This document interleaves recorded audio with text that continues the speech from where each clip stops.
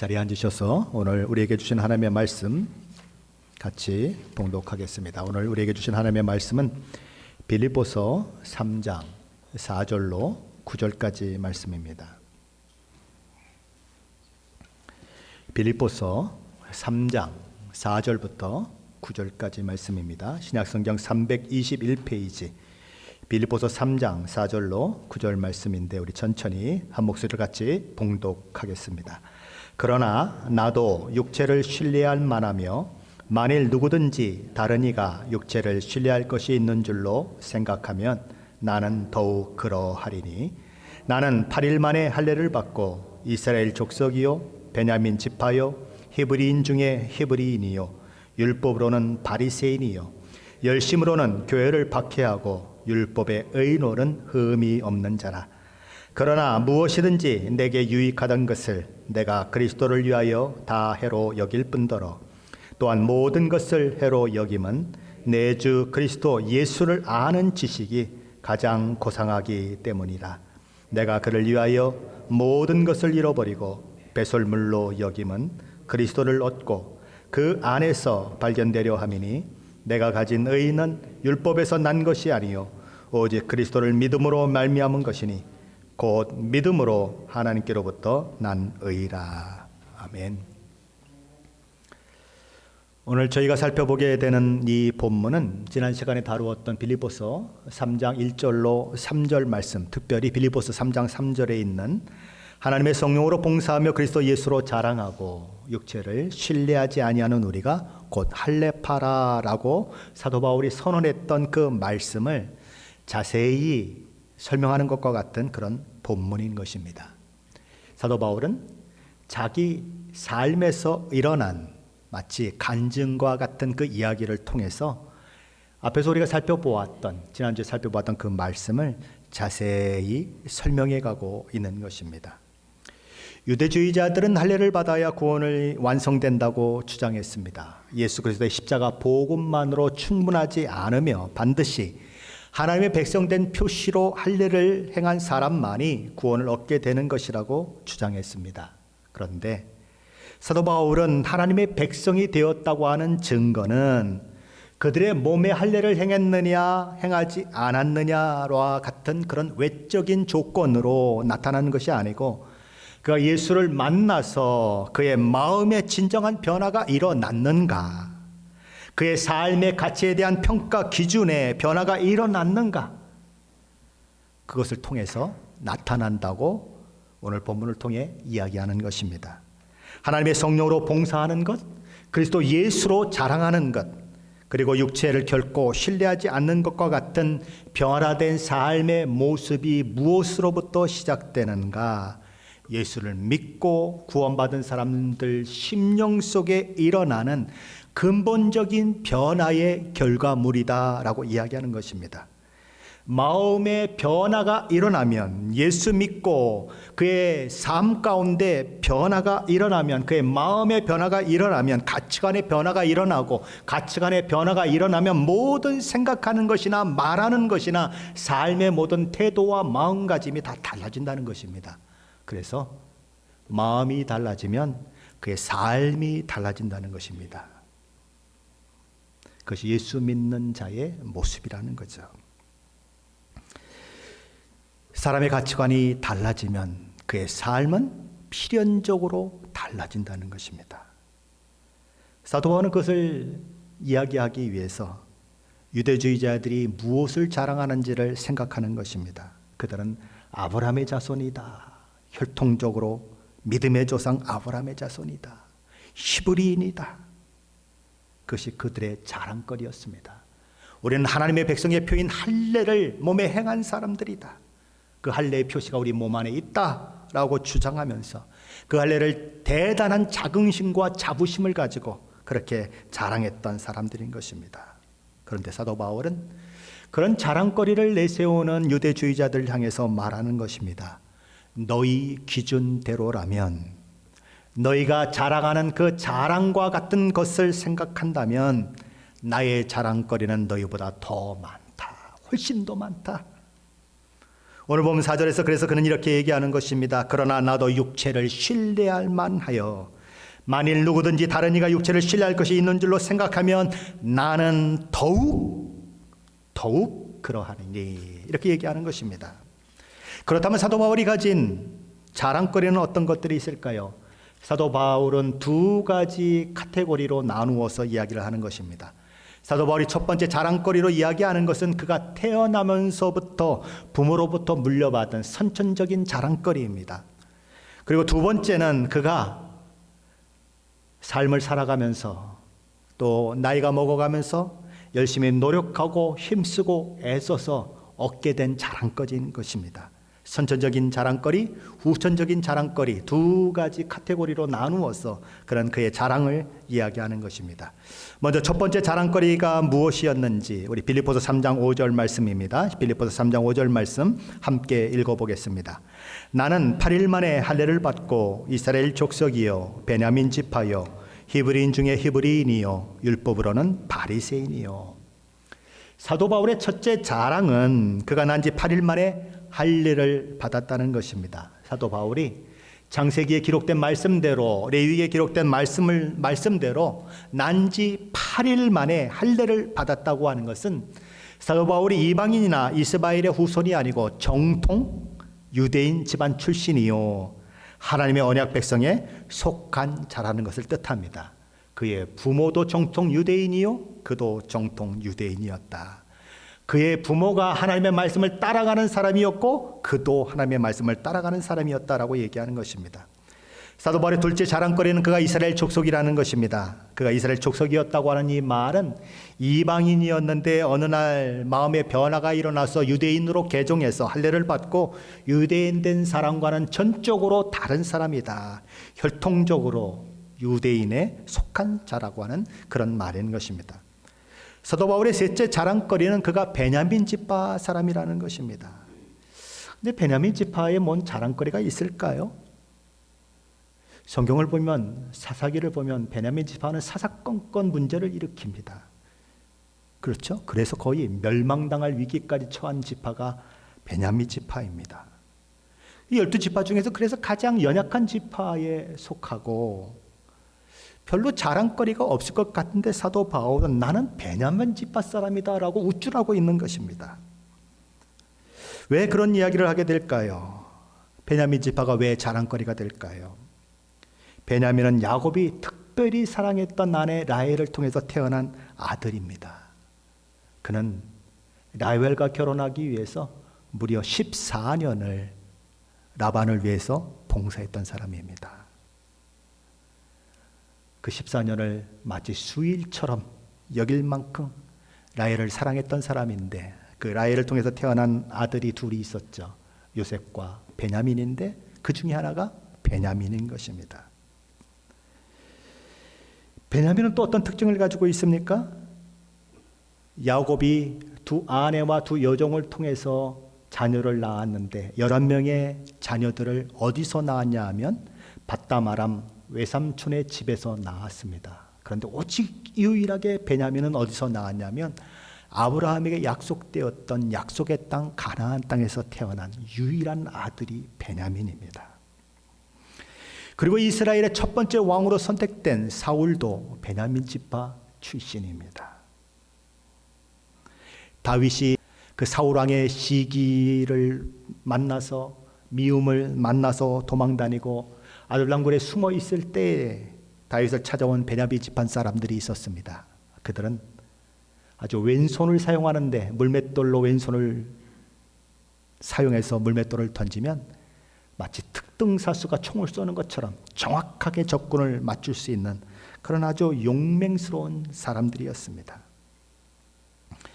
베냐민 지파는 또한 국가 공동체로 하나로 출발했던 이스라엘이 솔로몬 이후에 르호보암 때에 북이스라엘과 남유다로 분리되는 그 과정 가운데서 유다 지파와 힘을 합해서 남유다를 아주 든든한 그런 나라로 만들어내는 일에 중추적인 역할을 했던 지파이기도 합니다.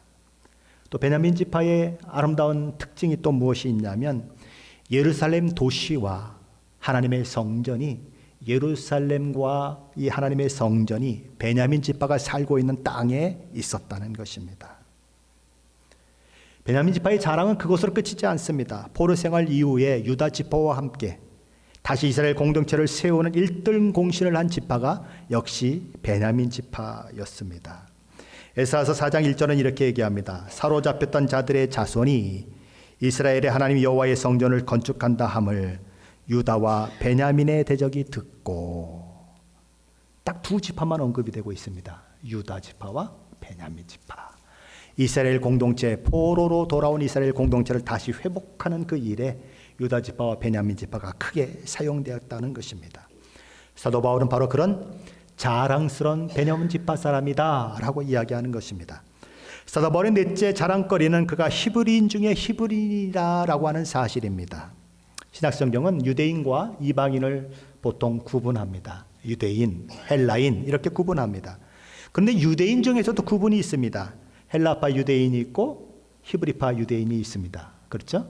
그런데 헬라파 유대인들이 자기 과부들이 이렇게 여러 가지 도움을 받아야 되는데 도움을 받지 못하는 일이 생기자 불만이 생겼습니다. 그래서 불만을 토로하자 이 사도들이 아주 성령이 충만한 사람들을 택하여서 집사로 삼고 그들로 하여금 그런 모든 일들을 관여하게 만드는 일을 하지 않습니까? 그때에 나누어졌던 사람들이 헬라파 유대인들과 히브리파 유대인들인 것입니다. 헬라인, 이방인이라고 불리는 헬라인과 히브리인이 인종 또는 종교에 의한 그런 분리라고 한다면, 구분이라고 한다면, 히브리파 유대인과 헬라파 유대인의 구분은 언어와 생활 습관의 차이에서 오는 구분입니다. 헬라파 유대인들은 헬라어를 주로 사용하는 사람들이었습니다. 근데 히브리인들은 히브리어, 그 당시에는 히브리어와 비슷한 아람어를 사용했던 사람이죠. 바로 그런 사람들인 것입니다. 바울은 자신이 지금 히브리인 중에 히브리인이라고 소개하는 것입니다. 비록 그가 길리기아 다소 출신이기는 하지만 유대인의 관습과 유대인의 언어와 유대인의 생활 양식을 그대로 지키며 살았다고 하는 것을 이야기하는 것입니다. 나는 그렇게 뼈대 있는 집안 출신이다. 히브리인 중에 히브리인이다 라고 얘기하는 거예요. 저와 여러분은 종종 족보를 자랑하지 않습니까? 가문을 자랑하지 않습니까? 제가 예수를 믿고 우리 집안에서 이제 예수 믿는 사람이 없는데 예수를 믿게 되니까 뭐 이 사람 저 사람이 핍박하지 않습니까? 특별히 제사 지낼 때 절을 하지 않는 것 때문에 우리 집은 종갓집인데 이 종갓집의 아들이 절을 하지 않으니 얼마나 핍박을 받았겠습니까? 우리 작은아버지가 유교를 굉장히 신봉하는 분인데 저한테 와서 막 이런저런 얘기를 합니다.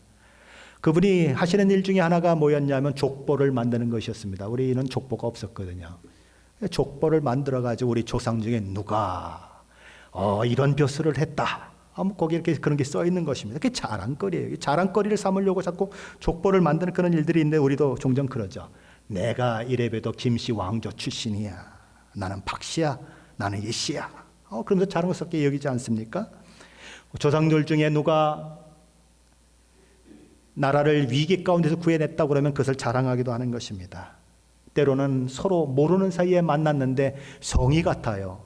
본이 어디십니까? 라고 물어봤더니 본도 같아요. 그러면 마치 고향 사람 만난 것처럼 마음이 가는 것입니다. 그래서 친해지고 그런 일들이 일어나는 것입니다. 우리 성을 가진 사람이 노벨상을 받았습니다. 우리 성을 가진 사람이 세계은행 총재가 됐습니다. 난리를 치는 거죠. 반기문 씨가 그렇게 출세했을 때에 그 고향 사람들이 돼지를 잡고 뭐 난리를 치는 그 일들이 있지 않았습니까? 우리는 그런 것들이 자랑거리인 것입니다. 사도 바울도 그랬다는 것입니다. 좋은 가문에 태어나 좋은 부모 아래서 자라난 그런 자랑이 넘쳤던 사람, 바로 사도 바울이었다는 거죠. 사도 바울의 자랑거리로 제시한 두 번째 증거들은 사도 바울이 스스로 성취한 것들입니다. 그런 업적과 관련이 있습니다. 빌립보서 3장 5절 끝절과 6절에서 그는 이렇게 얘기합니다. 율법으로는 바리새인이요 열심으로는 교회를 박해하고 의로는 흠이 없는 자라. 사도 바울은 첫째로 자신을 율법으로는 바리새인이라고 말합니다.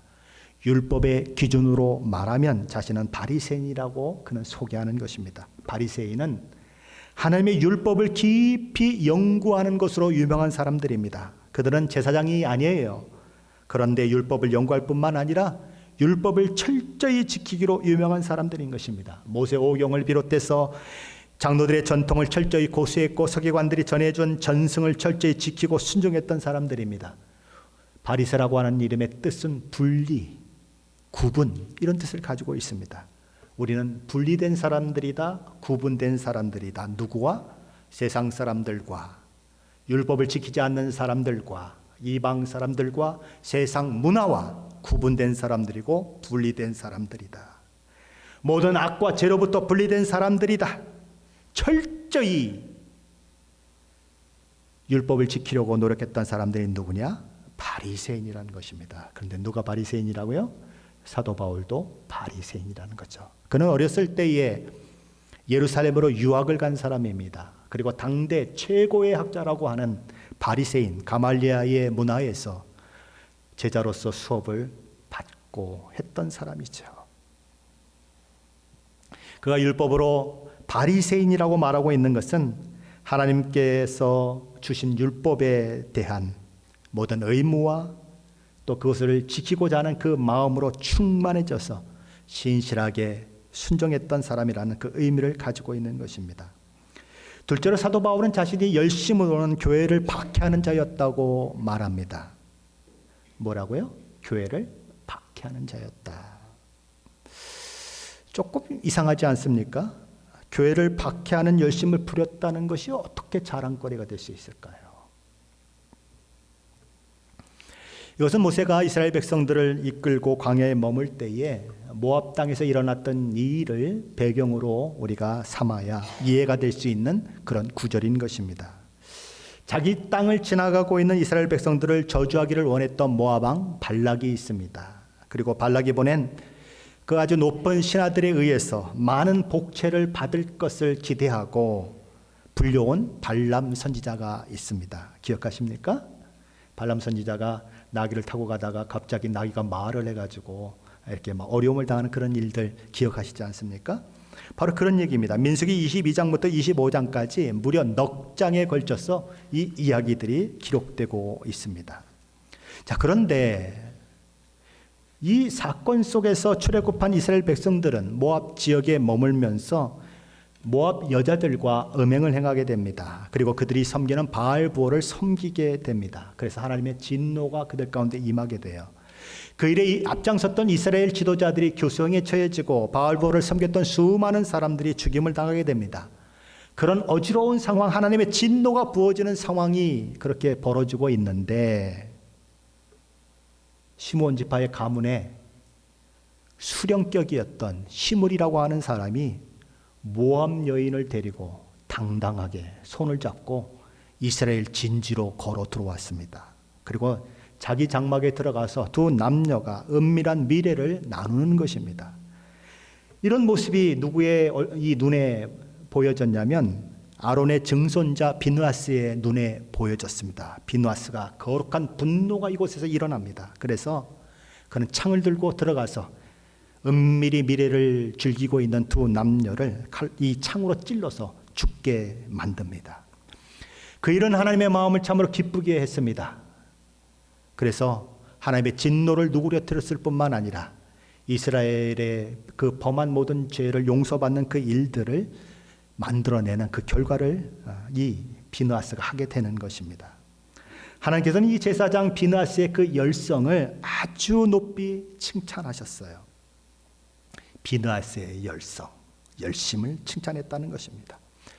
주전 168년에 모딘의 제사장 마따디아와 그의 아들들은 유대교를 말살하려고 하는 시리아의 통치자에 대항해서 반란을 일으킵니다.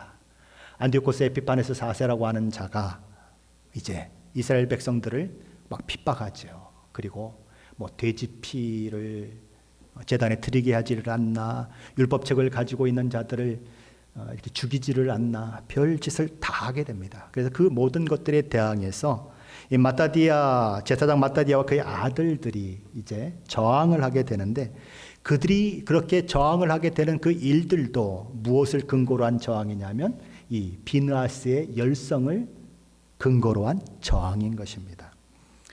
주 1세기 중반에 당시 로마 통치에 대항해서 하나님의 영광과 이스라엘의 자유를 위해 투쟁했던 투사들이 있었습니다. 그들도 비느하스의 열성을 본받고자 했던 자들입니다. 그래서 그들이 결성한 당의 이름이 뭐냐면 열성당이에요. 비느하스의 열성을 닮았다. 그래서 열성당인 것입니다. 그래서 비느하스의 열성을 따른다고 하는 것은 이스라엘 백성들에게는 큰 자부심이었습니다. 왜냐하면 하나님의 영광을 가리고 하나님을 부끄럽게 하고 하나님을 믿지 못하게 하는 자들을 징벌하는 그 일들을 그들이 했기 때문에 그런 것입니다. 사도 바울은 바로 그 일을 내가 했다고 얘기하는 거예요. 예수 믿는 사람들이 하나님의 영광을 가리고 이스라엘의 그 유대교의 순결한 그런 것들을 어지럽힌 자들, 더럽힌 자들이라고 생각했기 때문에 나는 열성을 부린 자다. 비느하스의 열성을 가지고 그들을 전멸시키기 위해서 애쓴 자다. 폭력도 불사한 맹렬파다. 비느하스의 그 열성을 계승한 자요, 마카비 운동을 계승한 자요, 바울 당시 세력을 얻었던 열성당을 계승한 그런 사람이다 라고 그는 자랑하는 것입니다. 갈라디아서 1장 13절 14절에서 사도 바울은 그때 일을 회상하며 이렇게 얘기합니다.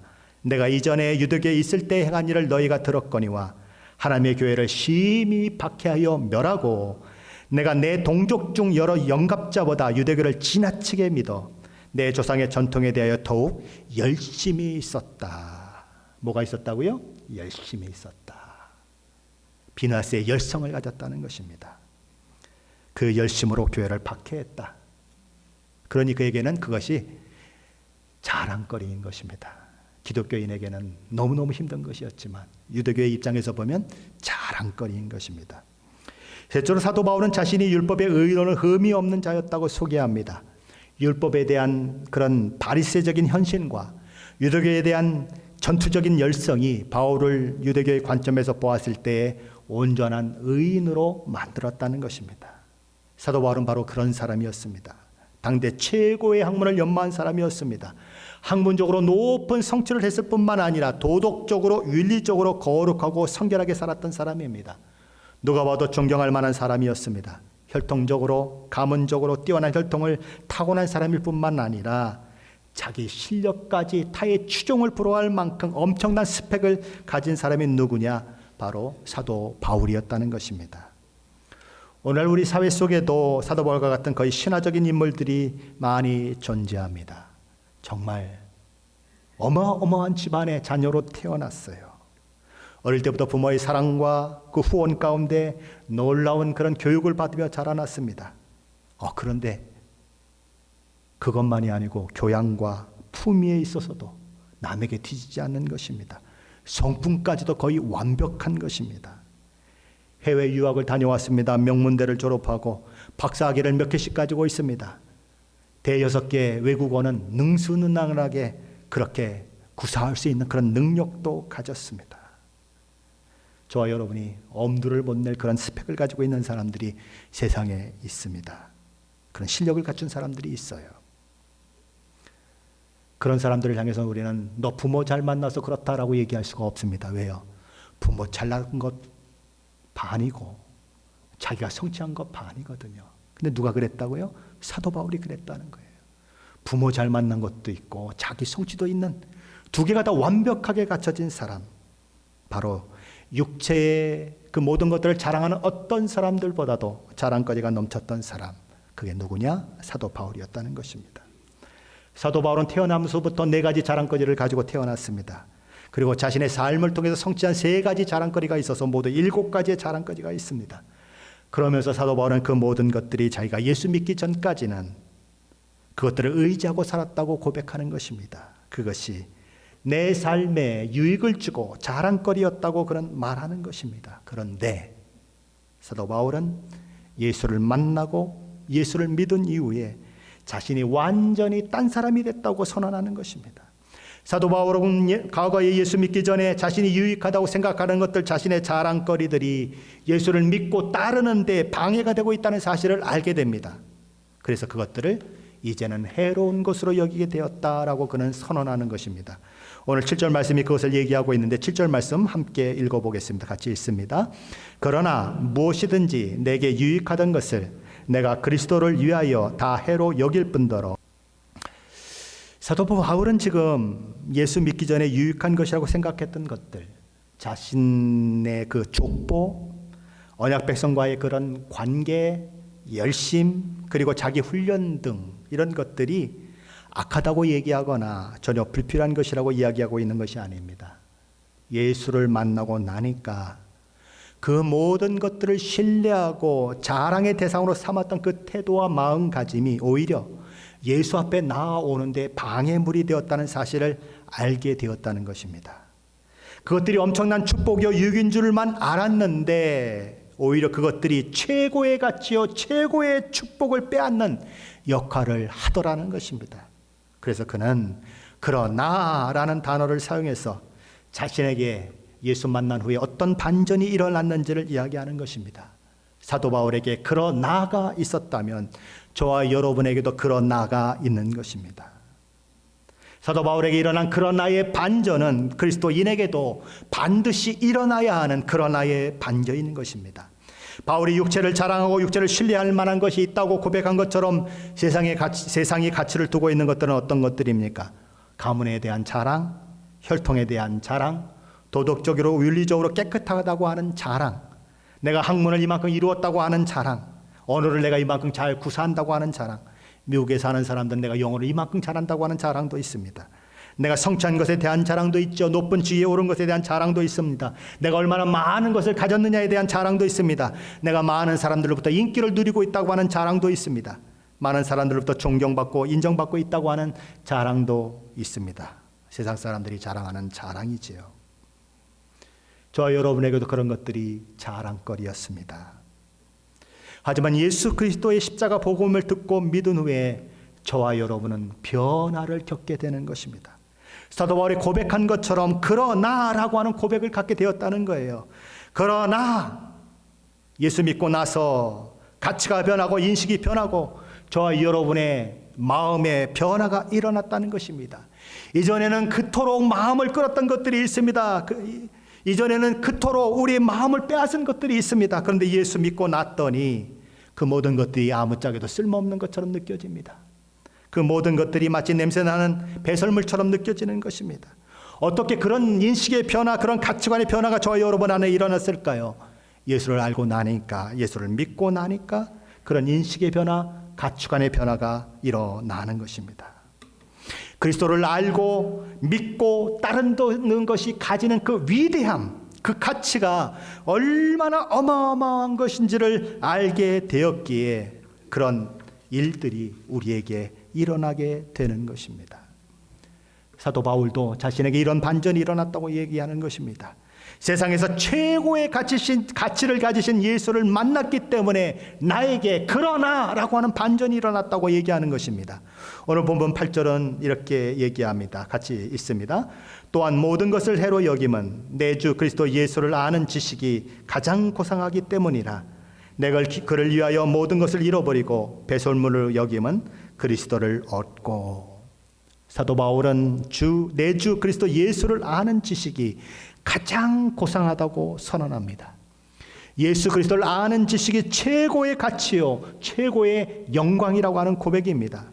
그러기에 그는 예수를 위해서 기꺼이 모든 것을 잃어버리기로 작정했습니다. 예수께 유익이 된다면 다른 모든 것들은 손해보기로 작정했습니다. 예수를 믿고 예수를 사랑하고 예수를 섬기는데 방해되는 모든 것들은 내가 이제부터 배설물로 여기겠다고 그는 작정했습니다.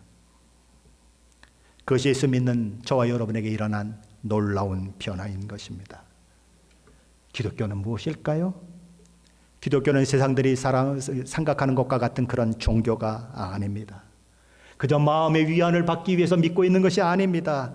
그저 복을 빌면 복을 주는 종교가 아닙니다. 그렇다고 해서 도덕적으로 윤리적으로 이렇게 살아야 한다 저렇게 살아야 한다고 도덕적 가르침이나 윤리적 가르침을 설파하는 종교도 아닙니다. 기독교 내에는 물론 그런 것들이 있지만 그것은 다 부차적인 거예요. 다 두 번째, 세 번째, 네 번째, 10번째, 100번째에 있어야 하는 것들입니다.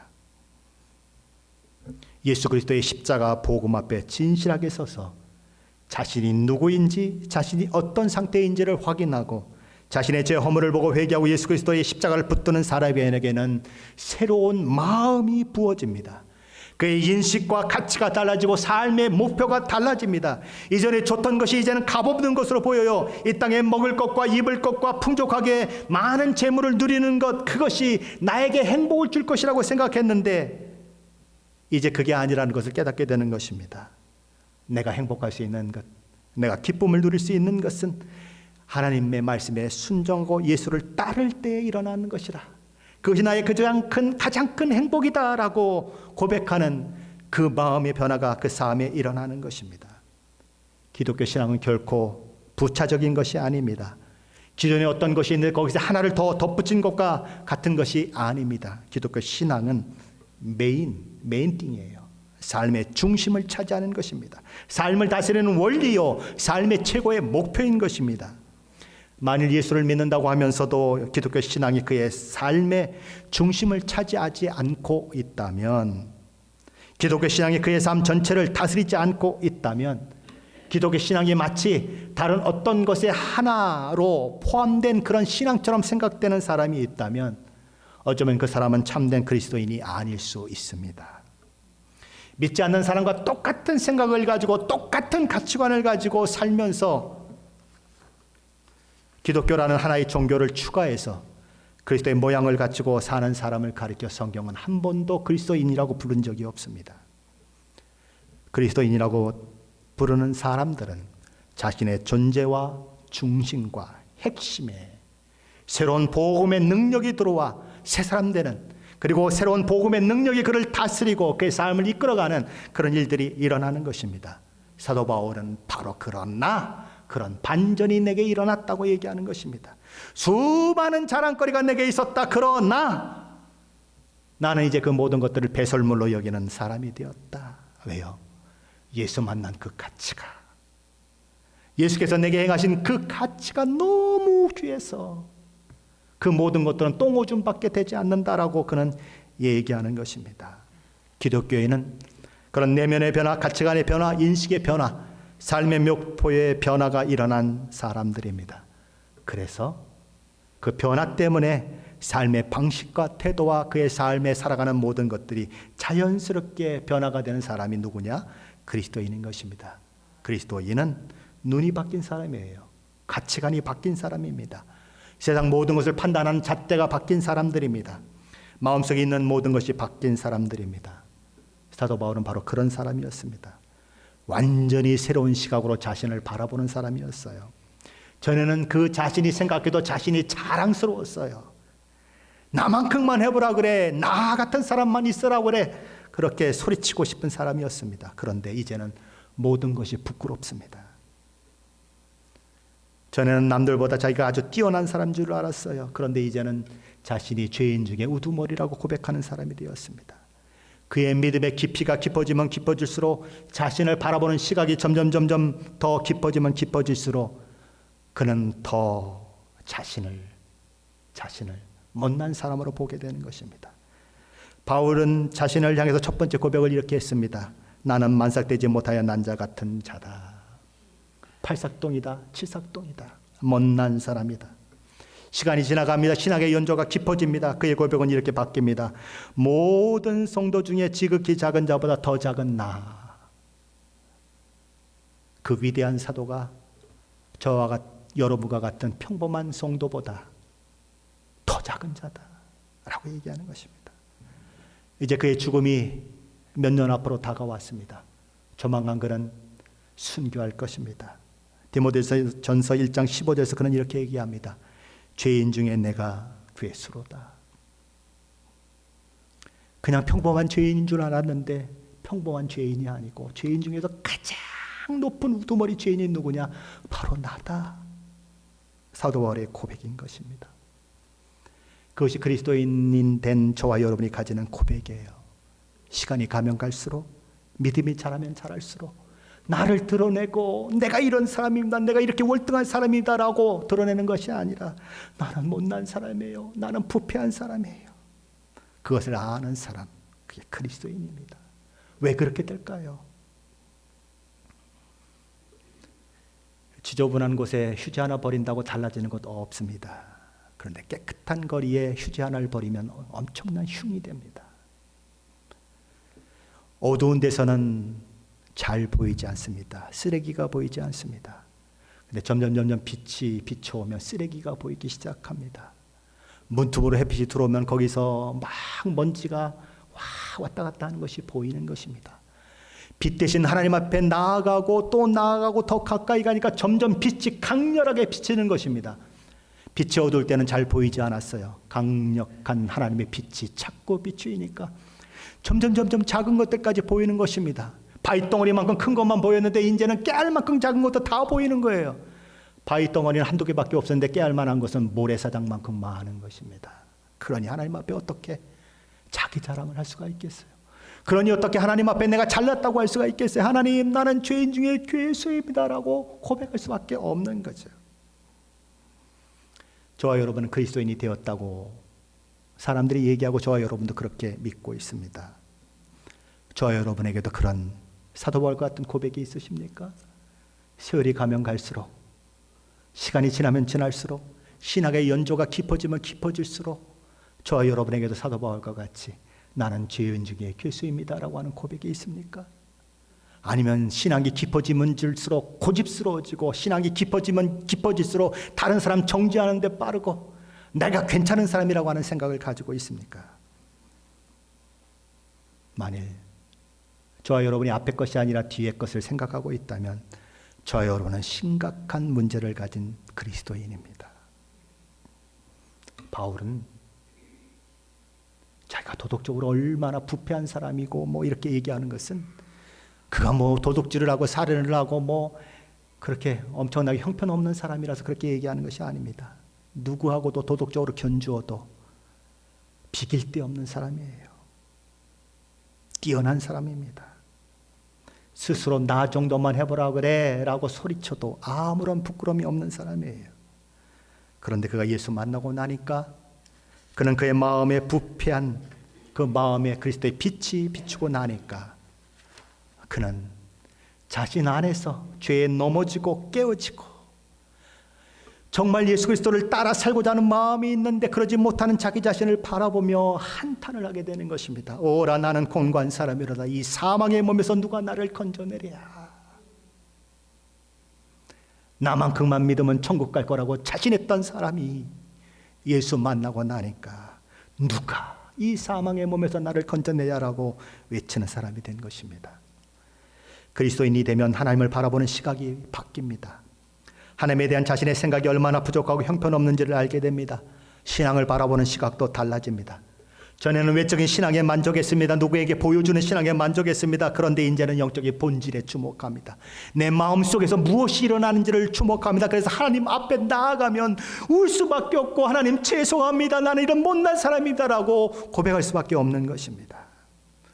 사람들은 나를 괜찮은 사람이라고 생각해요. 사람들은 나를 괜찮은 목사라고 생각해요. 그런데 하나님 앞에 섰더니 내가 이런 사람이군요라고 울 수밖에 없는 거예요. 사람 자체가 달라지는 것입니다. 그 인생관 자체가 달라지는 거예요. 사도 바울도 그렇게 달라지는 것입니다. 그런 바리새인이었어요. 가장 존경받는 랍비로 그 당대의 최고의 학자 밑에서 최고의 학생으로 그렇게 살며 장래가 촉망됐던 사람입니다. 모든 실력과 모든 것들 다 갖춘 사람이에요. 그런데 그는 예수를 만나 자신의 인생이 바뀌었다고 말하는 것입니다. 삶의 목표가 바뀌었다고 말하는 것입니다. 세상 출세보다, 세상 명예보다, 세상 지위보다 내가 예수 믿어 어떤 사람이 되었는가? 내 삶이 예수님께서 기뻐하시는 삶인가? 내가 예수를 닮고 있는가? 나를 통해서 예수 그리스도가 나타나고 있는가? 나를 통해 예수 그리스도가 증거되고 있는가? 그것에 올인하는 사람이 되었다는 것입니다. 그는 그의 삶에 그런 변화가 있을 뿐만 아니라 죽음을 바라보는 그 생각에도 변화가 일어났습니다. 오늘날 수많은 사람들은 죽음을 두려워합니다. 코로나 바이러스가 왜 그렇게 무섭습니까? 우리 생명을 앗아가는 그 치명적인 것들을 가지고 있기 때문에 무섭습니다. 두렵습니다. 하지만 바울은 죽음을 두려워하지 않았습니다. 죽음을 그렇게 대단한 사건 취급하지도 않았습니다. 죽음은 오히려 그에게 그리스도와 함께 영원히 있는 기쁨을 허락하는 놀라운 것이었어요. 그래서 그는 빌립보서에서 뭐라고 얘기합니까? 죽는 것이 더 좋다. 저와 여러분이 건강에 대해 굉장한 관심을 많이 가지고 있습니다. 건강한 것 굉장히 좋은 것이요, 아름다운 것입니다. 그런데 건강에 대한 지나친 관심이 하나님 앞에 더 가까이 나아가지 못하게 만든다고 하면 그 건강에 대한 지나친 관심은 방해거리입니다. 해가 되는 것입니다. 오히려 건강이 없었다면 하나님을 더 찾았을 텐데, 건강하기 때문에 하나님을 등지고 멀어진다면 그 건강은 축복이 아니라 저주입니다. 돈과 재물이 저와 여러분에게 많습니까? 삶을 편리하게 만듭니까? 풍부하게 만듭니까? 그런데 그것이 저와 여러분을 하나님 앞에 나아가지 못하게 만든다면 그것은 축복이 아닙니다. 해로운 것입니다. 남들보다 더 높은 지위를 가지고 있습니까? 남들보다 더 존경받는 위치에 있습니까? 만일 그런데 그것 때문에 하나님 앞에 더 가까이 나아가지 못한다면 그것은 축복이 아니라 방해물입니다. 사도 바울이 지금 이야기하고 있는 것입니다. 사도 바울은 그리스도께 나아가는데 방해가 되는 모든 것, 자신의 육신적인 자랑까지도 무엇이라고 칭하고 있습니까? 배설물이다, 똥이다. 그리스도인은 바로 그런 고백을 하는 사람들입니다. 예수가 가지는 그 가치 때문에, 예수를 통해 갖게 된 그 믿음 때문에 세상 모든 자랑은 아무것도 아니라고 고백할 수 있는 사람, 그 사람이 그리스도인인 것입니다. 그런데 우리는 종종 거꾸로 삽니다. 예수 믿는 것은 마치 액세서리처럼 돼버립니다. 예수 믿는 것은 마치